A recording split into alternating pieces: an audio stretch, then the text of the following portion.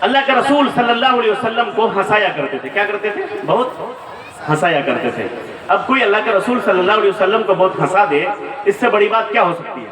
اللہ کے رسول کو ہنسا دے کوئی. اللہ کے رسول صلی اللہ علیہ وسلم کے سامنے وہ صحابی آتے اور کچھ ایسی بات بول جاتے کہ اللہ کے رسول ہنس پڑتے تھے. اللہ کے رسول صلی اللہ علیہ وسلم کے سامنے ہنسانے کا طریقہ ان کا بڑا عجیب تھا. کیا کرتے تھے کہ مارکیٹ میں جاتے اور مارکیٹ میں جانے کے بعد وہ شہد خریدتے یا گھی خریدتے. وہ صحابی کیا خریدتے؟ شہد یا گھی خرید کر کے وہ اللہ کے رسول صلی اللہ علیہ وسلم کے پاس آتے اور اللہ کے رسول صلی اللہ علیہ وسلم کو وہ گھی یا شہد دیتے، پیش کرتے. اس میں ہنسنے کی کوئی بات نہیں تھی. پھر وہ واپس چلے جاتے، کل یا پرسوں پھر واپس آتے اور ان کے ساتھ وہ دکاندار ساتھ ہوتا جو گھی بیچتا تھا یا شہد بیچتا تھا. وہ ساتھ آتا اللہ کے رسول صلی اللہ علیہ وسلم کے پاس. ساتھ آنے کے بعد اللہ کے رسول صلی اللہ علیہ وسلم سے وہ صحابی کہتا، اے اللہ کے رسول صلی اللہ علیہ وسلم، یہ دکاندار ہے، کل جو آپ نے گھی لیا ہے نا مجھ سے، میں نے جو گھی آپ کو دیا ہے تو یہ اسی دکاندار سے میں نے لیا تھا، میں نے اس کا پیسہ نہیں دیا، آپ دے دیجئے. میں نے اس کا پیسہ نہیں دیا ہے، آپ دے دیجئے. اللہ کے رسول کہتے عجیب آدمی ہو، تم تو کل آئے تھے گھی لے کے، شہد لے کے، اور تم کہتے تھے کہ ہدیہ ہے آپ کے لیے، تبھی تو میں نے قبول کیا تھا، اور آج آ کے تم پیسہ مانگ رہے ہو، بیچنا ہی تھا تو کل ہی کہتے کل ہی ہم کو بتا دیتے کہ یہ پیسے کی بنیاد پر دے رہے ہیں آپ کو. تاکہ نہیں اللہ کے رسول، میں نے ہدیہ ہی آپ کو دیا ہے، لیکن میں نے خرید کے چونکہ ہدیہ کیا ہے آپ کو، اس لیے پیسہ تو دینا ہی پڑے گا. آج میرے پاس پیسے نہیں ہیں اور یہ پیسہ لیے بغیر جائے گا نہیں، اس لیے آپ پیسہ دے دیجیے. اللہ کے رسول صلی اللہ علیہ وسلم بہت ہنستے، مسکراتے اور پھر پیسہ نکالتے، اس صحابی کو دیتے اور وہ دکاندار کو دے دیتے. کلیئر؟ اتنا سمجھ گئے؟ روز یہی معاملہ ہوتا، 2-4 دن بعد، ہفتے میں، مہینے میں 2-4 دن ایسے ہی ہوتا تھا. وہ کبھی لا کر کے ایسی گفٹ کر جاتے اور کبھی گفٹ کرنے کے بعد 2 دن کے بعد پیسہ لینے کے لیے آ جاتے تھے. پھر اللہ کے رسول مسکرا دیتے تھے، صحابہ بھی مسکرا دیتے تھے. پھر ایک دن کیا ہوا کہ اس صحابی رسول نے، جو اللہ کے رسول صلی اللہ علیہ وسلم کو ہنسایا کرتا تھا، وہ صحابی رسول سے غلطی ہو گئی اور اس نے شراب پی لی اس صحابی رسول نے. اب وہ اللہ کے نبی صلی اللہ علیہ وسلم کو ہنسانے والا صحابی، اور دوسری طرف حرکت یہ ہو گئی کہ اس نے شراب پی لی.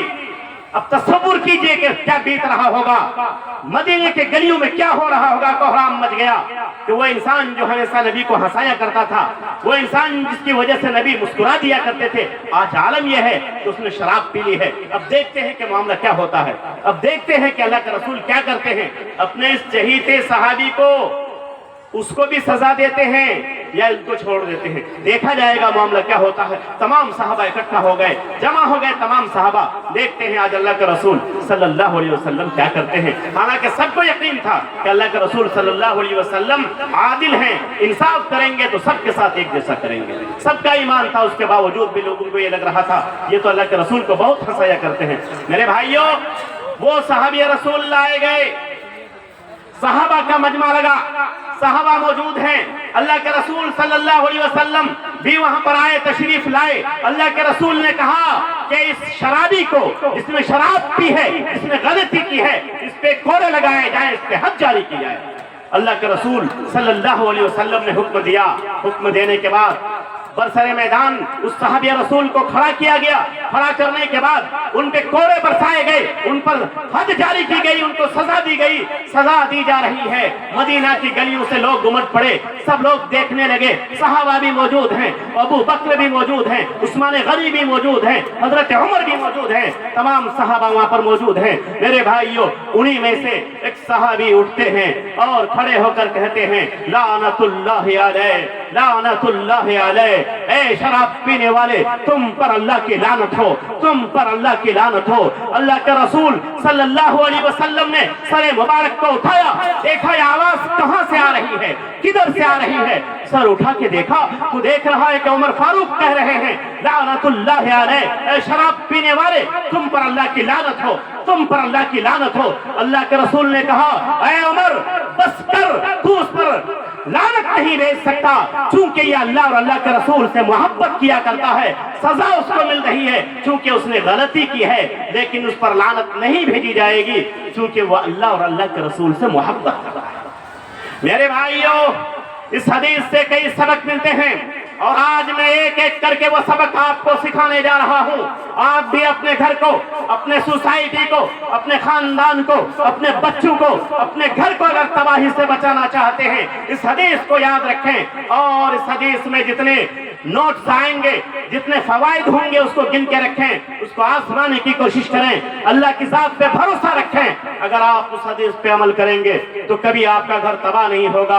और मैं जानता हूं, मैं अच्छी तरह जानता हूं कि आज हमारे सोसाइटी का माहौल क्या है, हमारे घर के बच्चे कहां तक पहुंच गए हैं। अच्छे अच्छे घर के बच्चे आज शराब पीने लगे हैं, अच्छे अच्छे बाप के बेटे आज नशा करने लगे हैं, अच्छे अच्छे लोग, अच्छे अच्छे नौजवान जिसके चेहरे से बज़ाहिर नूर टपकता है लेकिन उसके मुंह में आप झांक कर देखिए तो कहीं गुटखा दबा हुआ है, कहीं खैनी दबी हुई है, कहीं उसके होठों से बीड़ी पीने और सिगरेट पीने की वजह से निशानात पड़े हुए हैं। मेरे भाइयों, या आपके लफ्ते जिगर हैं, या आपके नूरे बसर हैं, या आपके दिल का टुकड़ा है, या आपके बुढ़ापे की लाठी है, या आपके आंखों की ठंडक है, या आपकी जिंदगी का सहारा है। अपने बच्चों को बचा लीजिए, इनको तबाह होने से बचा लीजिए, उन पर इस वक्त रहम मत खाइए, बल्कि प्यारे नबी जनाब मोहम्मद रसूलुल्लाह सल्लल्लाहु अलैहि वसल्लम के स्टाइल को अपनाइए, अपने बच्चे को तबाह होने से बचाइए। अल्लाह के रसूल ने क्या कहा, ऐ उमर ये शराबी है, इसने शराब पी है, इस पर हद जारी हो रही है, तुम उस पर लानत नहीं भेज सकते क्योंकि ये अल्लाह और अल्लाह के रसूल से मोहब्बत करता है। पहला मसला इससे ये निकलता है कि अगर आपका कोई बच्चा आपकी नजर में बहुत प्यारा है, बहुत अच्छा है, पढ़ा लिखा है, पढ़ रहा है, लिख रहा है, कारोबार में है, मेडिकल की दुकान पर बैठा हुआ है, ठीक है, पैसे कमा के ला रहा है, तब भी आपको नजर रखनी चाहिए कि कहीं मेरी नजरों से ओझल होकर के किसी गुनाह में मुलव्विस तो नहीं हो रहा है, किसी गुनाह काम में वो उसमें डूब तो नहीं गया है। और अगर कोई खबर दे आपको आकर के कि आपका बेटा खाली की दुकान में बैठ करके अय्याशियां करता है, फला दुकान में जाकर के, फला चौक चौराहे में जाकर के अपने साथियों के साथ अपने सर्किल में बैठ करके वो नशाखोरी करता है, तो आपका कान खड़ा हो जाना चाहिए, आपको चौकन्ना हो जाना चाहिए, बच्चों की खबरगिरी करनी चाहिए और फिर वही करना चाहिए जो अल्लाह का रसूल सल्लल्लाहु अलैहि वसल्लम ने किया है। फिर आप मत देखिए ये मेरा सबसे लाडला है, आप फिर मत देखिए ये मेरा पढ़ा लिखा बेटा है, आप मत देखिए कि इसी की वजह से मेरा घर चल रहा है। नहीं मेरे भाई, बल्कि अल्लाह के रसूल के स्टाइल को अपनाइए, उस बेटे को सामने लाइए, उससे उगलवाइए, उससे कहिए कि तुमने ये गलती की है, तुम डेंड्रेट पीते हो, तुम स्नैक्स पीते हो, तुम खैनी खाते हो, तुम गुटखा खाते हो, तुम शराब पीते हो, तुम शराबियों के साथ जिंदगी गुजारते हो, कबूल करो कि तुम ऐसा करते हो कि नहीं, कबूल करते हो या नहीं करते हो। नहीं करते हो तो मेरा आज से तुम्हारा कोई रिश्ता नहीं, और यकीनन वो कबूल करेगा।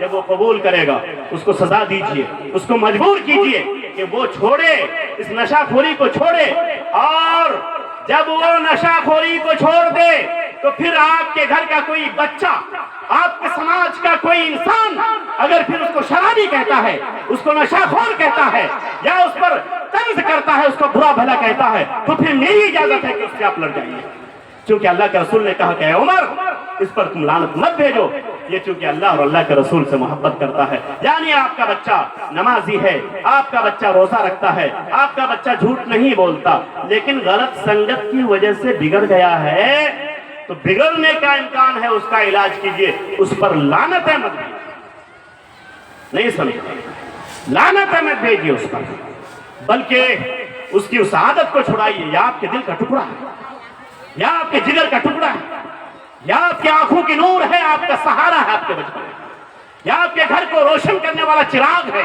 इसको ज़ाय होने से बर्बाद होने से आप इसको बचा लीजिए मेरे भाइयों।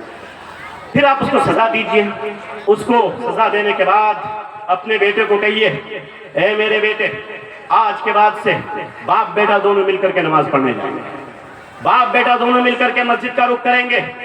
لیکن میرے بھائی جب باپ ہی مسجد میں نہ جاتا ہو تو اس سے آپ کیا کرنا ہے؟ تو کیا کرنا چاہیے؟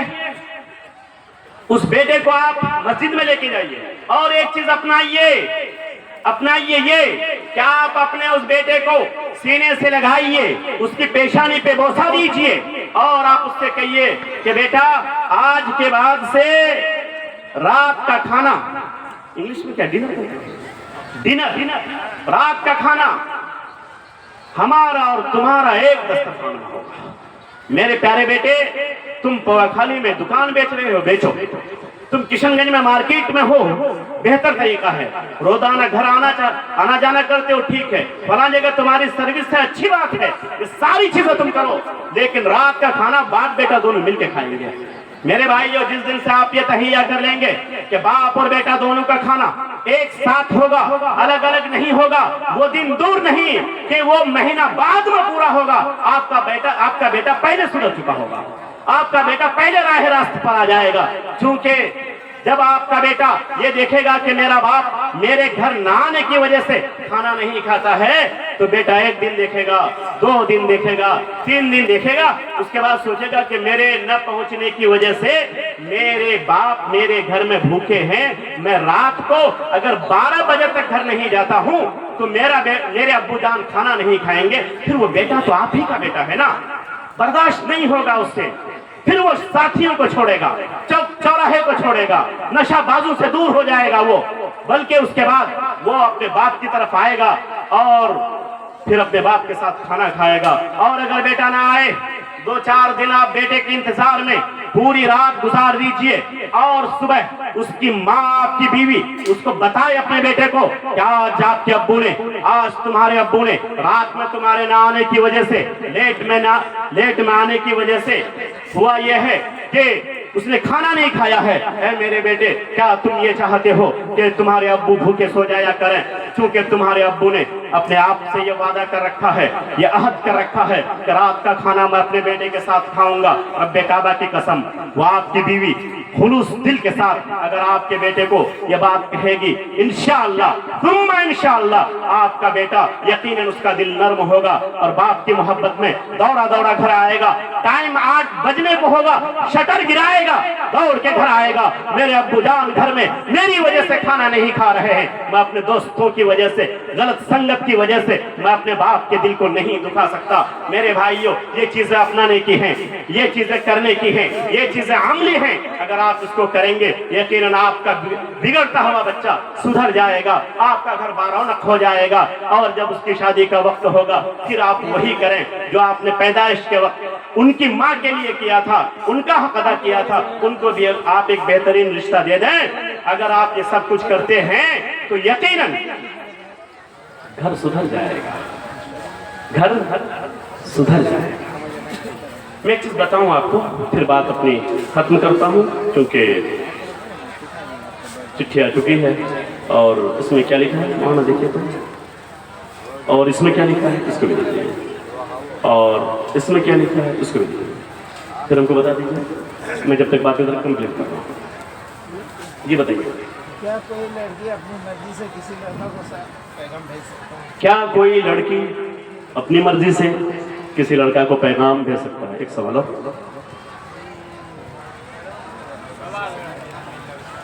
دیجیے جلدی۔ لڑکی والی اپنی اچھا سے کچھ دے تو کیا لڑکی اگر اپنی اچھا سے کچھ دیں تو کیا یہ جائز ہے؟ اور کچھ اس میں کیا ہے؟ شادی بیاہ میں لڑکا ایوم لڑکی والوں کا ایک دوسرے کے لیے کپڑا دینا جائز ہے؟ اچھا، کپڑا وغیرہ دینا کیا جائز ہے؟ میرا تو اصول یہ ہے کہ جب یہاں پر بڑے علماء مجھ سے موجود ہوں تو وہ لوگ جواب دیں گے، جیسے ڈاکٹر نظام الدین صاحب وہ اگر یہاں موجود ہیں تو وہ جواب دیں، اور ابوالکلام صاحب تشریف لے کے آئے ہیں وہ جواب دیں، اور ہمارے دیگر علماء موجود ہیں، اور شیخ خیریت سے ہیں ماشاءاللہ، تو وہ لوگ جواب دیں گے انشاءاللہ۔ میں تو بھائی چھوٹا سا مولوی ہوں، چھوٹی باتیں میری ہوتی ہیں، تو چلیے انشاءاللہ اس پہ جواب دے دوں گا، میں اس چیز کو کمپلیٹ کر کے جواب دیتا ہوں، پھر آپ رہیں گے۔ اور یہ صرف آپ ہی کے چہیتے نہیں، ابوالکلام صاحب میرے بھی چہیتے ہیں، माशाल्लाह, फिर उनके तकरीर हम लोग सुनेंगे। तो मैं अर्ज कर रहा था कि हुकूक आप अदा करें। छोटी सी चीज़ जो बहुत ज़रूरी